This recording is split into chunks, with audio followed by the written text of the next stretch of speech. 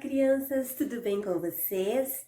Hoje a Prof. Marisete quer falar um pouco sobre a letra H. H de helicóptero. Helicóptero é um meio de transporte pelo ar. Vocês sabiam, crianças, que a letrinha H, ela não tem som? A Prof. Marisete costuma falar que o H é mudo. Ele obedece à letrinha que está ao lado dele. Eu já vou explicar mais nas próximas atividades.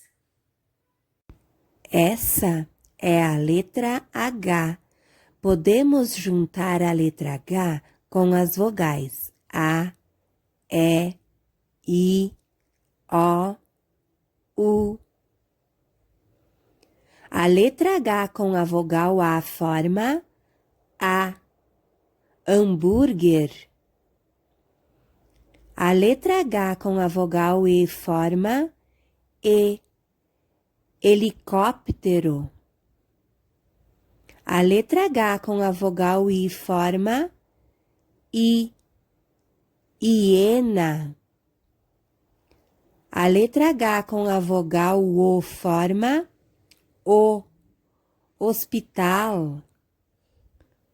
A letra H com a vogal U forma U, Hugo.